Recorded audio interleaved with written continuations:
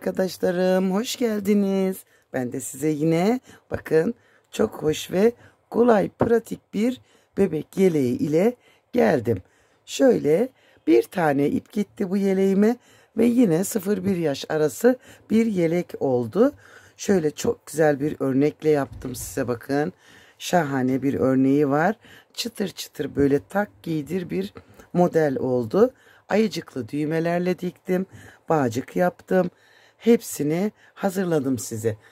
Şimdi 3 milimlik bir tığ kullandım. Bakın şöyle tığım 3 milim. İpim de Polosu Sandy Baby. Siz daha kaliteli iplerle yapabilirsiniz. Ben uygun fiyatlı bulduğum iplerle yapıyorum. Şöyle 300 metrelik bir ip bu. Bakın 100 gram 300 metrelik bir ip tam yetti. Şöyle renk numarasını da göstereyim tercih ederseniz. 211. Aslında bebek yeşili bu renk ama kameramda neden çıkmadıysa çıkmadı rengi böyle. Şöyle. Evet, bütün detaylarımız bu. Bir ip lazım. 3 tane de düğme lazım. 3 düğmeli yaptım. İsterseniz boydan boya da buradan düğme deliklerini devam ettirebilirsiniz. O zaman ne yapalım? Haydi örmeye başlayalım.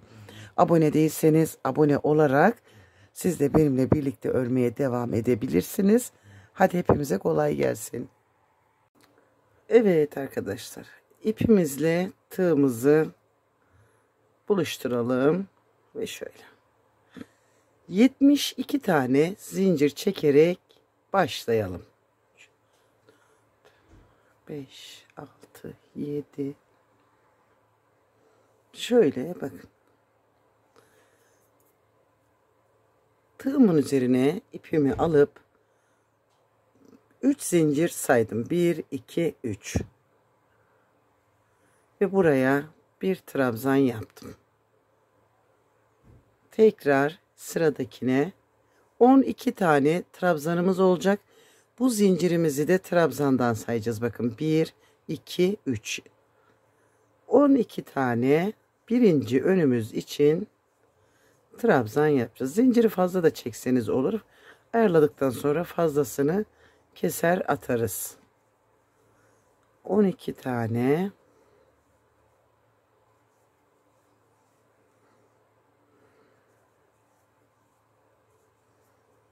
Bir, iki, üç, dört, beş, altı, yedi, sekiz, dokuz, 10, 11, 12. Şöyle göstereyim. 12 tane birinci önümüz için. 1, 2 zincir ve tekrar bakın aynı yerden, son battığım yerden batırdım. Ve yine 12 tane trabzanla birinci kolumuzu ayarlayacağız. Bakın birinci bu. 1, 2, 3, 4, 5, 6, 7, 8, 9, 10,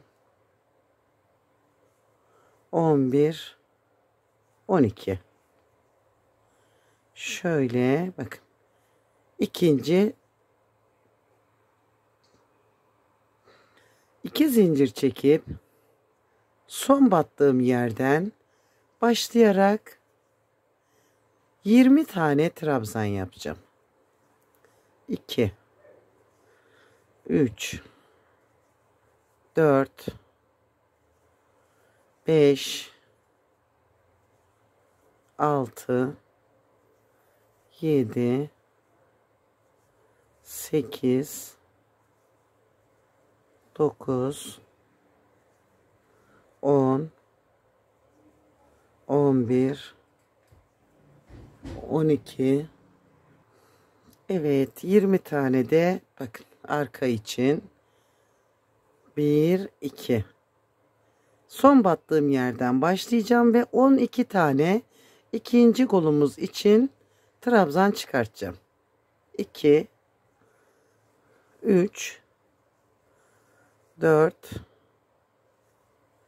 5, 6, 7, 8, 9, 10, 11 ve 12.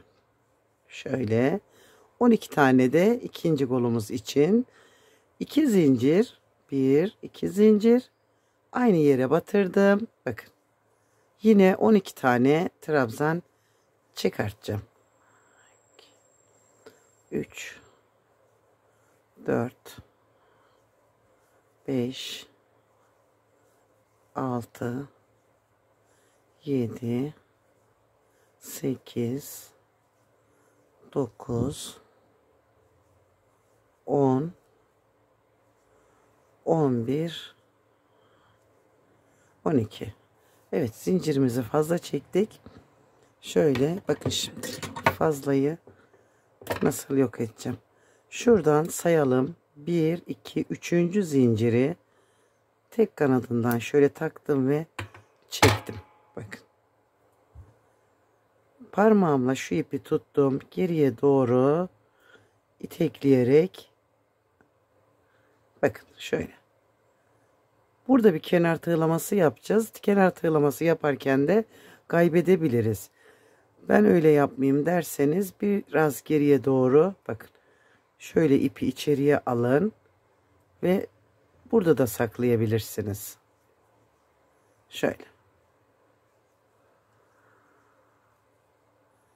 Arada da saklanabilir ya da o minik tığlamada kaybedebiliriz. 1, 2, 3, 4, 5, 6, 7, 8, 9, 10, 11 ve sonuncu da burada. Evet arkadaşlarım. Bakın şöyle bir roba hazırlamış olduk. Bu da bize 0-1 yaş arası gayet güzel bir ölçüde olacak. 1, 2, 3 zincir çekerek çevirdim. Birinci bizim zincirimiz olacak. İkinciye batırdım. Bakın. Burada bir düğme deliği yapacağım. Bir zincir çektim. Bir trabzan atladım. İkinciye. Bakın şöyle. Ve şimdi 2 zincir çektiğim yere kadar birebir öreceğim. Hepsine aynı büyüklükte batalım.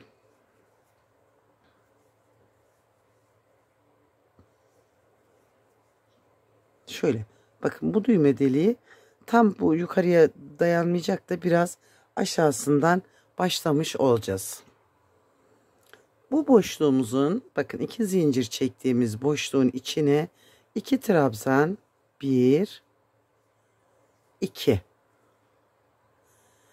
1 2 zincir ve yine aynı noktaya 2 trabzan daha. 4 tane artırmış olduk burada. Bakın. Öbür 3 yerde, buralarda bakın aynı şekilde artacak. Yani bir yerde ne yaptıysam öbür 3 yerde de aynı işlemi yapacağım. Hemen yine bir kere daha göstereyim. Aklınızda bir şey kalmasın.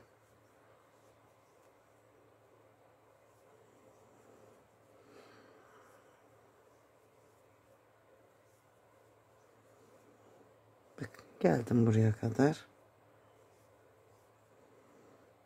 Ve boşluğun içine bak, 2 trabzan, 1 2 elimle biraz çektim. 1 2 zincir, aynı yere yine 2 trabzan. Böyle. Ve öbür 2 yerde de aynı işlemi yapıp sıramı tamamlayacağım. Evet, şöyle bakın, son zincire de batırdım. 1 2 3. Hemen birinciyi, bakın buna batmayacağız hiçbir zaman. İkinciye bir trabzan yaptım. Bir zincir çektim. Bir atladım. İkinciye bir trabzan yaptım. Bir zincir çektim. Bir atladım ikinciye, bir trabzan. Bir zincir, bir atladım ikinciye, bir trabzan. Artış noktamıza kadar bakın.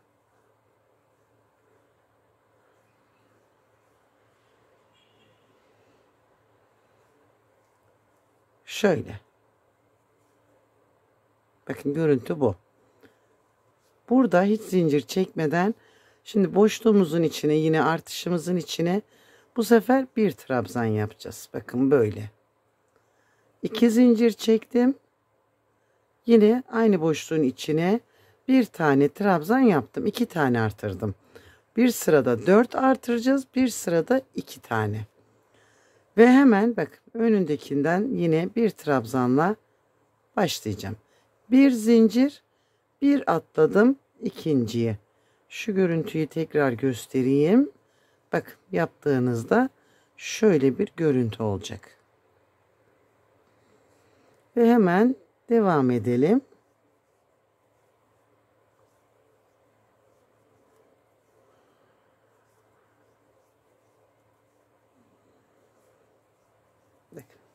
Kolay geldiğimizde. Şimdi burada zinciri atlayacağım. Bakın burada tek geliyor. Şöyle bura kafanızı karıştırmasın. Burada bir zincir çektim ve buradaki bir taneyi bırakıp boşluğun içine bir trabzan yaptım. Şöyle. Şimdi bakın bir iki zincirimi çektim. Tekrar aynı yere bir trabzan yaptım. Ve önündekine bir trabzanla yine başladım. Bir zincir, bir atladım. Bakın buradaki şöyle.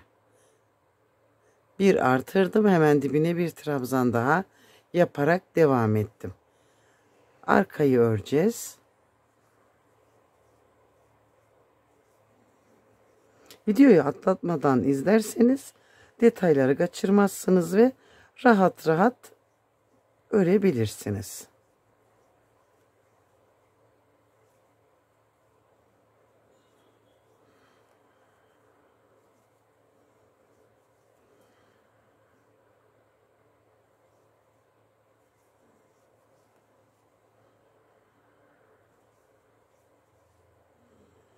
Bakın şimdi bir zincir.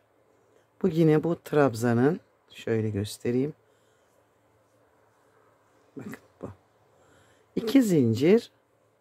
Tekrar aynı yere bir trabzan. Hemen önündekine bir trabzan. Bir zincir. Bir zincir tekrar.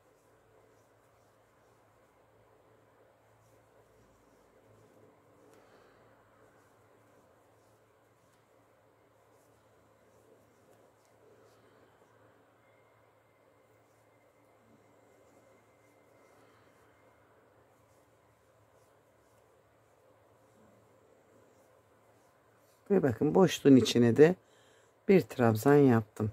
Şimdi bakın bu trabzanın üzerine zincir denk geldi. Bir, şuradaki 2 ile başlamıştık. Bakın hemen önündekine yine aynı şekilde başladım. Bir zincir, bir trabzan olarak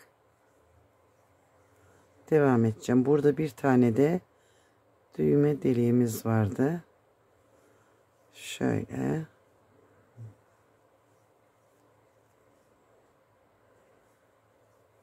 Şimdi buradaki düğme deliğinin içine bakın buraya bir zincir çekmiştik. İçine bir trabzan yaptım. Yani azalttığımızı aldık geri. Bakın şöyle şu şekilde bir düğme deliği. 1, 2, 3 zincir. Her üçüncü sırada bir tane düğme deliği yapacağız. Yani 2 sıra örüp bunun üzerine bir tane daha 3 düğmeli yapacağım yine. Şöyle bakın. Ve arkadaşlarım şimdi zincirlerin içine bir trabzan, trabzanların tepesine bir trabzan. Boşlukların içine şöyle Trabzanın tepe noktasına bir trabzan.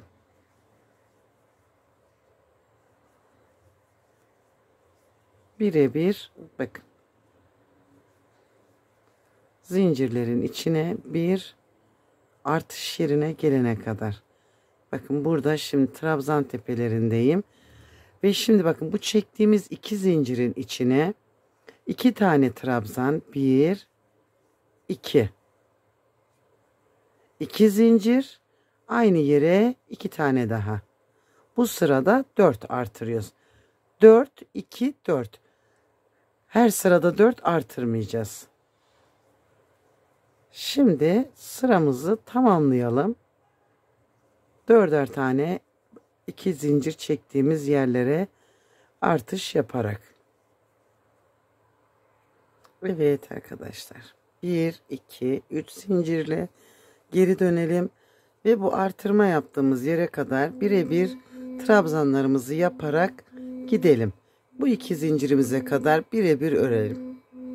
Evet arkadaşlarım bakın. Şimdi altta 2 artırmıştık. 2 trabzan, 2 zincir, 2 trabzandı. Şimdi bu sıramızda 1 trabzan, 2 zincir, 1 trabzan. Şöyle. Ve bu sırayı da tamamlayacağız. Bir sırada 4, bir sırada 2 2 her bölüme artırarak 10 sıra öreceğiz. 10 sıra olana kadar bu mantıkta ilerleyeceğiz. Evet arkadaşlarım bakın böyle oldu. Ben şurada unuttum, şundan yaptım, buraya sökmek de istemedim. O yüzden bakın burada şöyle arada bu da kaldı. Olmadı oraya da aynı süsten yaparız. Şöyle bu şeklini aldı. 10 sıra ördüm ve şimdi kollarımızı bırakacağız. Önleri ve arkayı birleştirerek devam edeceğiz. Hem de örneğimizin kurulumunu yapacağız. Hepsini birlikte götüreceğiz. 1 2 3 zincir çekerek çevirdim. Hemen birinci trabzanı yaptım. Zincirle 2 ve şuraya bir tane daha trabzan. Bakın 3 trabzan yaptım. Şöyle. 1 2 3 zincir çektim ve birinci trabzana değil ikinci trabzana bir sık iğne yaptım. Bakın şöyle. 1 2 3 zincir çektim ve 1 2 3. trabzana atlayacağız. Bakın 3. Buraya bir tane trabzan.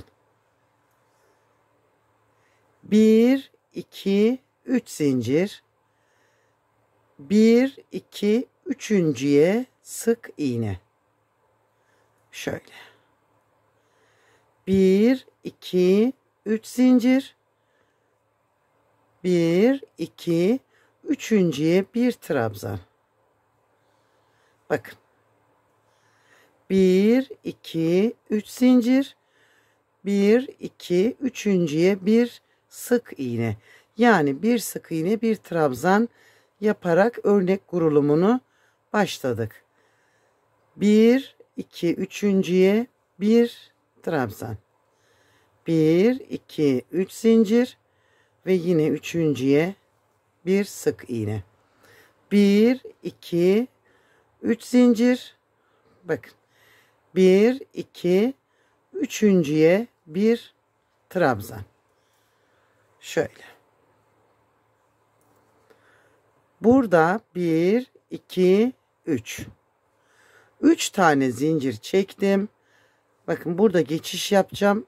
Zincirin içine bir tane trabzan yaptım.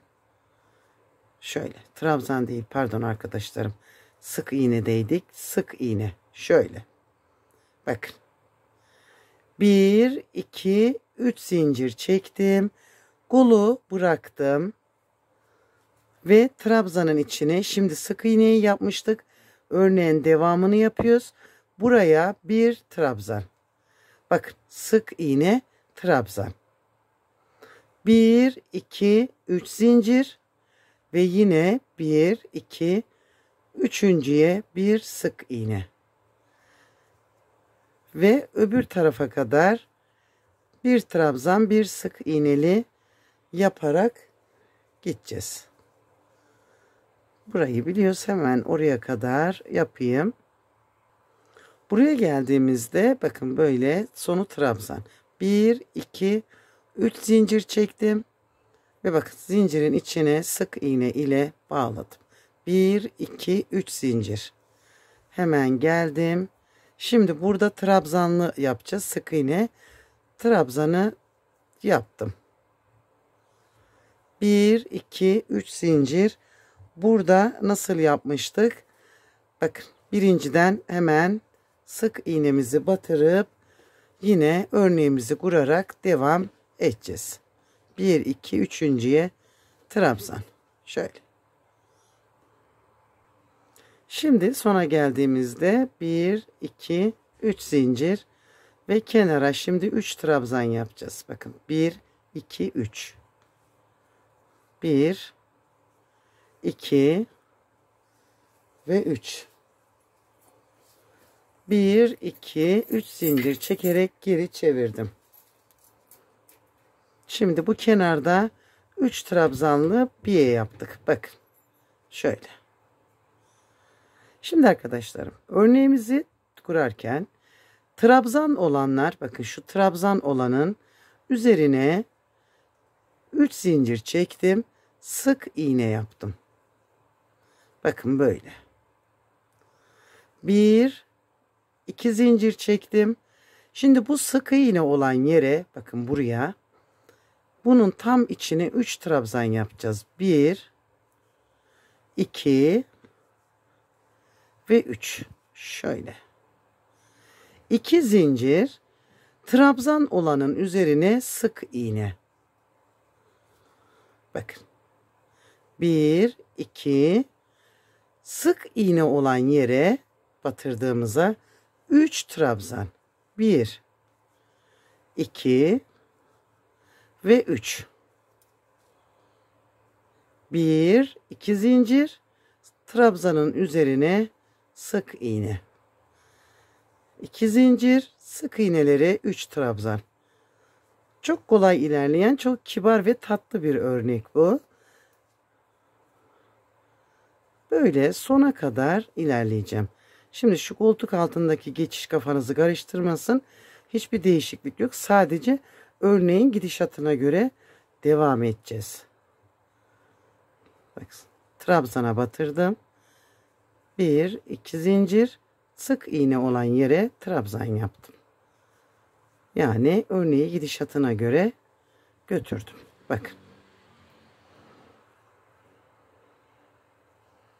Ve tüm sırayı böyle sona kadar tamamlayacağım. Zincirleri 2 çekmek iyi oluyor.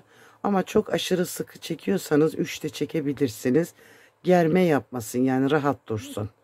Bakın şöyle rahat bir şekilde gerilmeden durması gerekiyor. Eğer ben sıkı çektim Emel derseniz 3 yapın buraları.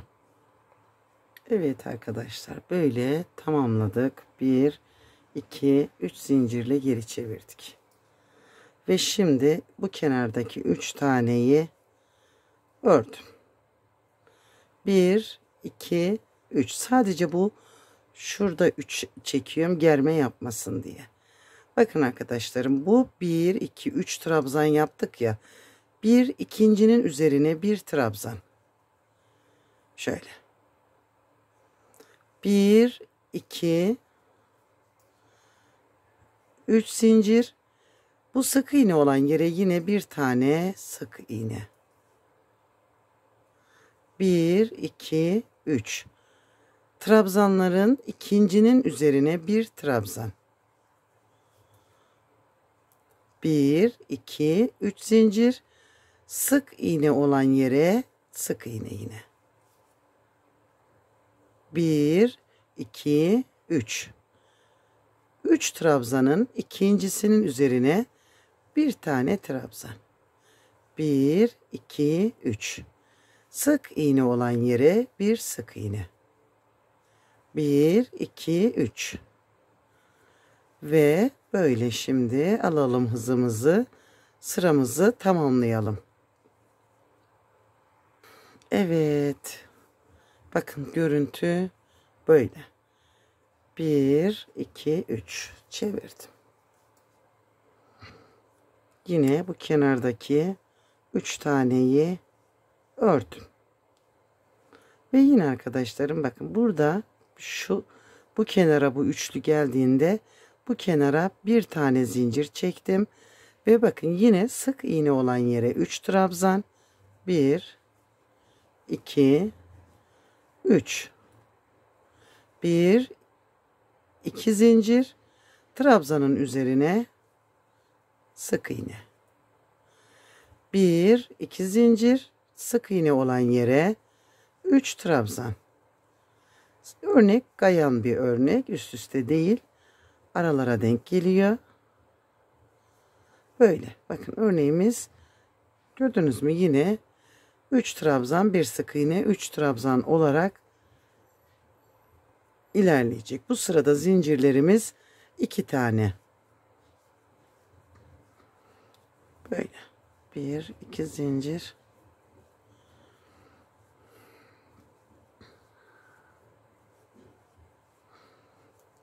3.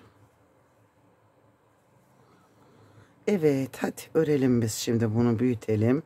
Bir dahakine buraya üçlülerimizi yapacağız. Böyle büyüyecek. Ördükçe göreceksiniz ki böyle kibar, çıtır çıtır bir örnek. Evet arkadaşlarım, yeleğimin boyu hazır. Yeleğimizin boyu 30 santimde bırakıyorum. Bakın şöyle omuzdan ölçüyorum. Bu şekilde bırakıyorum. Bu boy gayet iyi. Boyunu uzatmaya gerek yok. Şimdi bakın örgümü şöyle düz yüzündeyim. 3 trabzan, bir sık iğne olan yerini ördüm. Ve buradan şimdi kenar tığlayarak devam edeceğiz ve toparlayacağız yeleğimizi. 3 tane zincir çektim.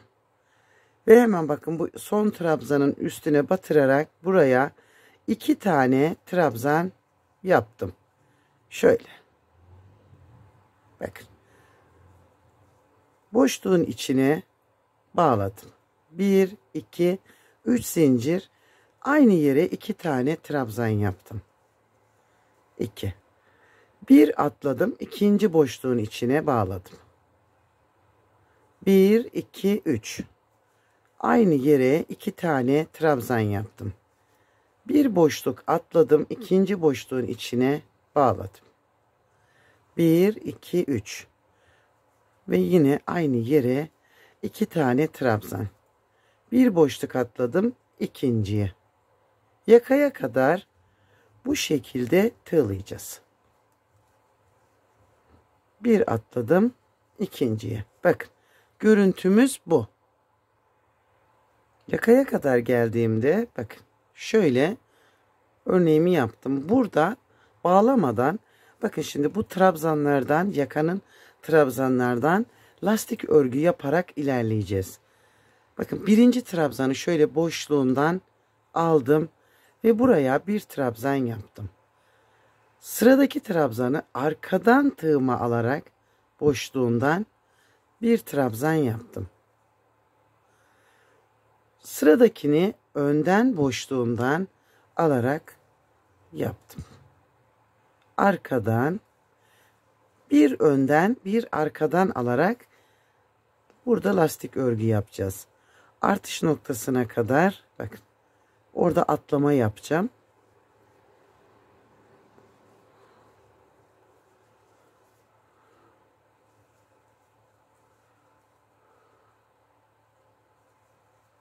Şöyle bu artış yaptığım yeri bırakacağım.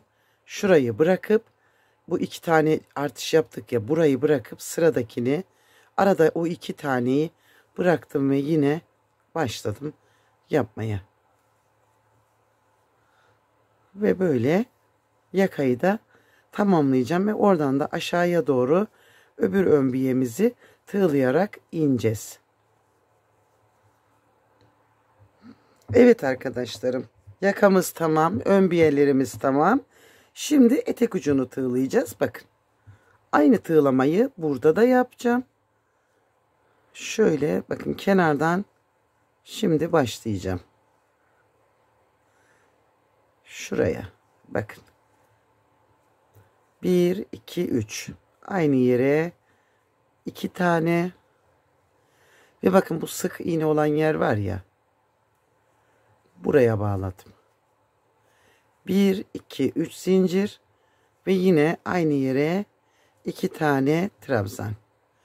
Bu sefer de 3 trabzanın tam ortadakine. Bakın şöyle.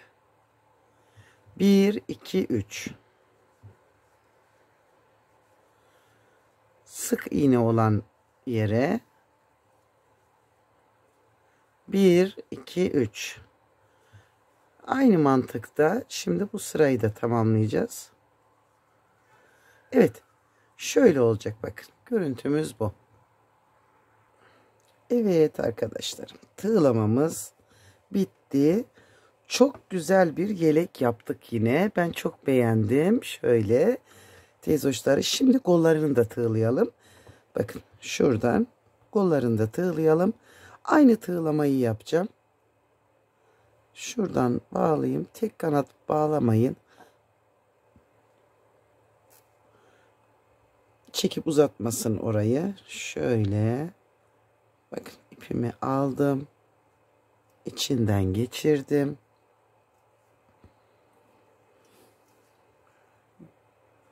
Ve buraya sabitledim ipimi. Şöyle. Şimdi yine aynı şekilde tığlayacağım. Şu ip kalsın burada. Bakın. 3. trabzana yatırdım. 1 2 3 zincir. Şöyle. 1 2 3. trabzana yatırdım. Baktınız bol oluyor. 4'e de yatırabilirsiniz. Ölçün. Çok bol olursa 4'e de yatırabilirsiniz. 1 2 3 dördüncüye. Ama 3 iyi geliyor gibi. Kasmasın kolunu. Bakın böyle. 1 2 3. İki kolunu da bu şekilde tığlayarak bitireceğim ve en son bağcığımızı takarak devam edeceğiz. Evet arkadaşlarım. Şimdi kalan ipimiz bu kadar bir ip kaldı. Bakın bir ipten arttı. Bununla da bağcığını yapacağım ve ucuna da püsküllerini yaparız ve bitiririz. 300 metrelik bir ip bu yeleğe yetiyor. Şimdi ipimi 2 kat yapıp biraz da esneterek, esnemiyor gerçi bu ip. Böyle zincir çekerek bağcığımı yapacağım.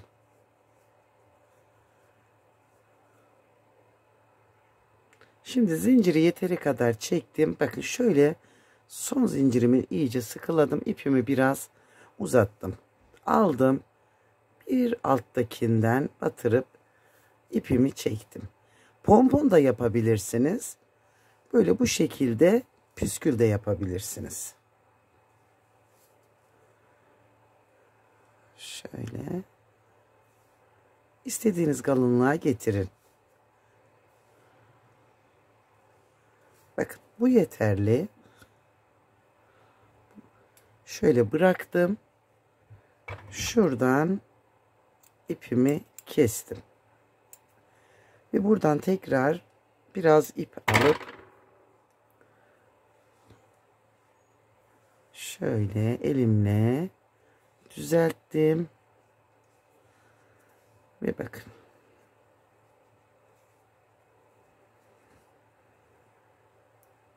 Sıkı bir şekilde bağladım.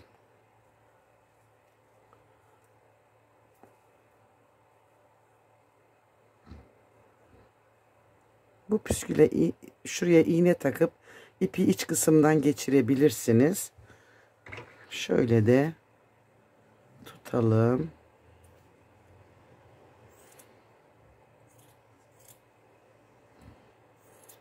Bakın şöyle minik bir pompon yaptım. Bir çengelli iğne yardımıyla da geçirebilirsiniz bunu.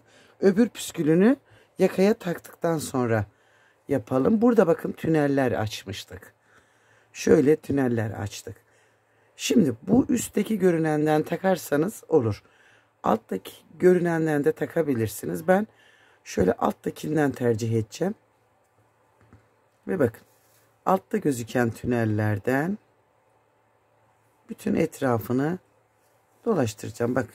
O zaman şurada şöyle güzel bir görüntüsü oluşuyor. Daha da bir güzel oluyor. Bütün etrafına takıp öbür püskülünü de taktıktan sonra yapacağız. Bunu buraya taktıktan sonra ikinci püskülü de buradan bakın alttan yine şöyle takıp yapacağım. Umarım buraya kadar sabredip izlemişsinizdir. Beğenilerinize ve desteğinize çok ihtiyacım var. Paylaşarak, beğeni yaparak ya da yorum yazarak siz de destek çıkabilirsiniz.